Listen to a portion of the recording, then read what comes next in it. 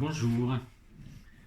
Alors en cette période de carnaval, dont les manifestations sont hélas reportées ou annulées, je vais vous parler de la fête du citron à Menton. Cette fête dure 15 jours et attire beaucoup de monde, 200 000 visiteurs chaque année. C'est donc un événement qui a une dimension internationale. Par sa notoriété, il a lieu dans la période du Mardi Gras qui marque le passage du carnaval au carême. Alors, je vais vous faire un petit historique de cette fête. Donc, à Menton, l'essor économique est important dès la deuxième moitié du XIXe siècle, grâce en partie aux qualités curatives du climat mentonnais, réputé et prôné par les médecins anglais, ouvrant la voie au paléotourisme. Dans cette période, un important brassage culturel a lieu, avec en particulier l'arrivée de nombreux peintres, maçons, charpentiers, tailleurs de pierre, muletiers venus le plus souvent d'une Italie en crise et en gestation et qui vont s'atteler à la construction des grands palaces mentonnais. C'est donc une période d'intense activité architecturale, artistique, stimulée par la renommée internationale de la région. 1860 est aussi l'année du rattachement du comté de Nice à la France, auquel participent Menton et Roquebrune. Menton, en 1860, est une agglomération de 5000 habitants. Elle en comptera plus de 18 000 en 1911. Continuons cette petite histoire. En 1895, après donc une période de développement économique et artistique important, les hôteliers cherchent à mettre en place des activités pour les riches hivernants. À cette époque, princes, artistes, rois affluent dans les palaces mentonnais. Les hôteliers proposent à la municipalité de créer un défilé dont la première édition verra le jour l'année suivante, en 1896. Au départ, c'est une grande parade, du type du carnaval de Nice. Et c'est en 1929 que les citrons et autres agrumes entrent dans la danse. À cette époque, Menton est le premier producteur de citrons d'Europe. Il faut évoquer dans cette genèse de la fête du citron l'hôtel Riviera, le plus monumental palace de Menton, construit en 1898 par l'architecte Abel Glénat, en collaboration avec le décorateur Ceruti Mauri. Son art se donne à voir dans un patrimoine pictural étonnamment riche en style, couleurs et symboles. Il existe ainsi une particularité à Menton, celle des façades peintes et des frises en sgraffite. Sgraffite provient du mot italien graffiare, signifiant griffier, griffer. C'est un motif ou dessin réalisé par hachure, grattage d'un enduit blanc recouvrant un fond noir ou coloré. L'hôtel Riviera a abrité dans ses 250 chambres toute l'aristocratie de la planète. On peut voir en façade de l'immeuble les armoiries représentant les principaux pays des clients de l'hôtel.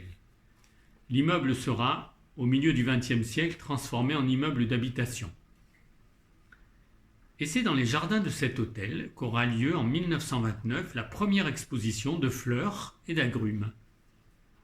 Le succès est total et dès l'année suivante, la fête s'étend aux rues de la ville avec des chariots d'arbustes décorés d'oranges et de citrons. Soucieuse de développer le tourisme, la municipalité de Menton y voit une formidable opportunité en formalisant l'événement et en lui donnant des senteurs locales. Nous sommes en 1934 et la fête du citron venait de naître. En 1936, la première exposition d'agrumes et de fleurs est lancée dans les jardins Biovès. François Ferrier est alors en charge de concevoir et de mettre sur pied le plan des chars qui défileront dans toute la ville. Année après année, les spectateurs affluent des 4 coins du monde pour apercevoir les chars décorés d'oranges et de citrons. Le carnaval a même été reconnu et inscrit par le ministère de la Culture à l'inventaire du patrimoine culturel immatériel français en 2019. La fête n'a pas eu lieu dans la période de la Deuxième Guerre mondiale, entre 1940 et 1946, ni en 1991 à cause de la guerre d'Irak. L'édition 2020 sera malheureusement écourtée par l'épidémie de coronavirus.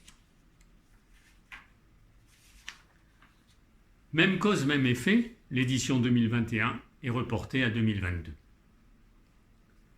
La 87e édition en 2020 devait se tenir du 15 février au 3 mars. Mettant à l'honneur les fêtes du monde, c'était l'occasion de découvrir des traditions festives, parfois séculaires, d'autres parties du monde. Ainsi, on pouvait en apprendre un peu plus sur la fête des morts au Mexique, le carnaval de la Nouvelle-Orléans, la très connue Oktoberfest qui célèbre chaque année la bière chez nos voisins allemands, ou encore Hanami.